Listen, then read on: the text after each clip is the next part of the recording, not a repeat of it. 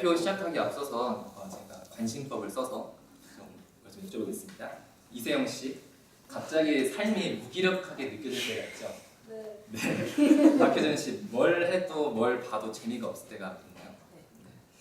고은솔 씨, 요즘 감수성이 막 메말라간다는 느낌을 받은 적 있으신가요?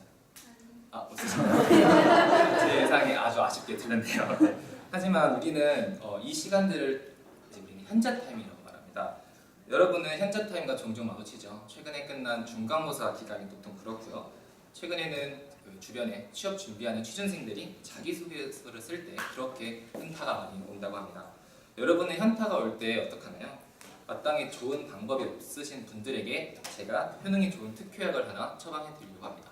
바로 KBS 다큐멘터리 다큐 3일입니다. 자, 저는 이 다큐 3일 10년차 애청자이고요. 10년차 애청자이고 유튜브 조회수 2만 뷰가 넘는 다큐멘터리를 실제로 제작해본 언론정보학과 학생으로서 여러분께 자신 있게 추천해드릴 수 있습니다. 여러분이 이 다큐 3일을 보신다면 현타를 겪으시는 일은 없으실 거라고 생각합니다. 그래서 제가 오늘 여러분께 설명해드릴 거는 첫 번째 다큐 3일이란 무슨 프로그램이고, 그 다음에 다큐 3일이 갖는 효능이 총 3가지가 있는데요. 이 3가지에 대해서 여러분께 설명해드리려고 합니다. 일단 다큐 3일은요. 일요일 저녁 10시 40분 KBS E텔레비전에서 1시간 동안 방송되는 다큐멘터리고요. 72시간 동안 특정한 공간에서 카메라의 일상을 담아내는 그런 다큐멘터리입니다.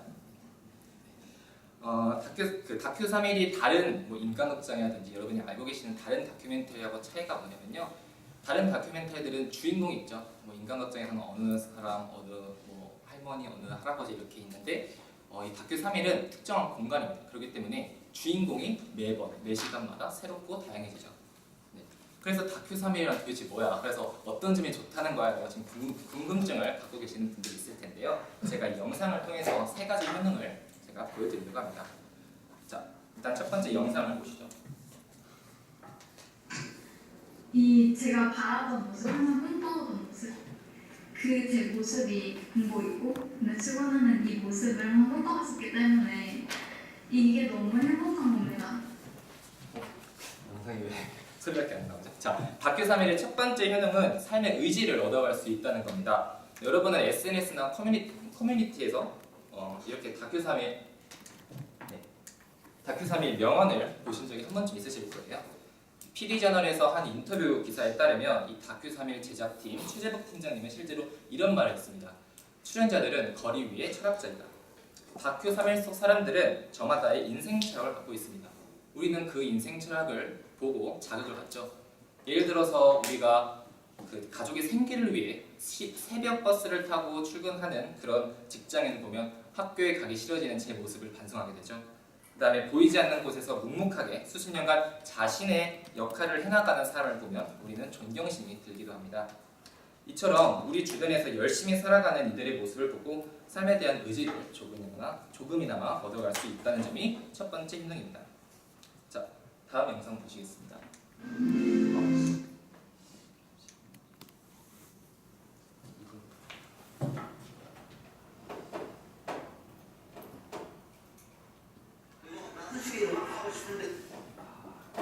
영상을 못 보여드릴 것 같은데요. 네, 다큐 3일의 두 번째 효능은요. 일단 재미입니다. 다큐 3일 여러분께서 다큐멘터리를 안 보시는 가장 큰 이유 중 하나가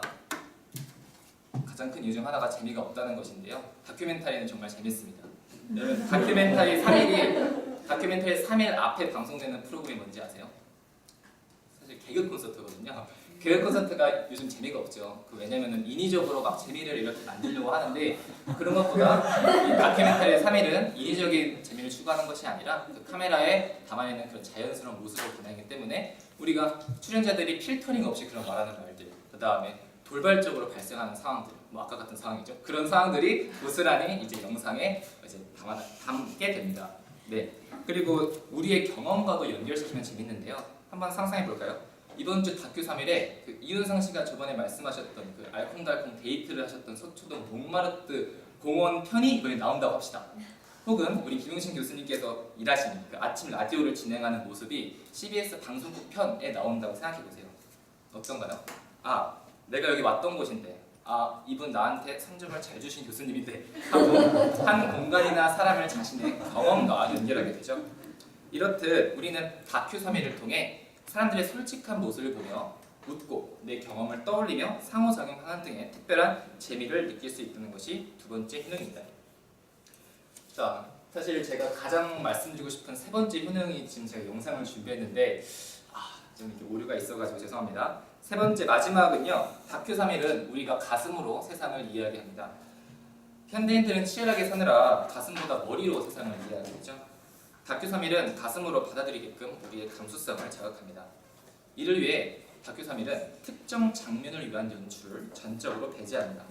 그저 카메라만 있을 뿐인데요. 그 영상을 간단히 소개해드리자면 그 세월호 유가족이 세월호 사주기 행사 때 그냥 하염없이 바라보면서 인터뷰하는 장면이 쭉 나옵니다.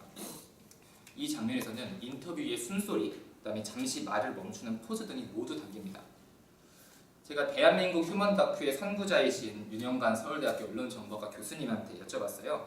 이 다큐멘터리에 대해서 평가를 해달라고 했는데 이분은 이 다큐멘터리 3일이 이런 특정한 장면을 위한 연출이 전혀 없다는 점에서 다른 다큐멘터리와 차별화가 되고 그리고 우리나라에서 최고 반열의 그런 다큐멘터리에 오르게 되었다고 말씀하셨습니다.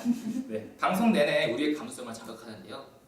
아까 말씀드렸던 재미도 포함되겠고요. 그 다음에 어떤 감동이 될 수도 있고 슬픔이 될 수도 있고 그 다음에 때로는 분노가 되기도 하죠.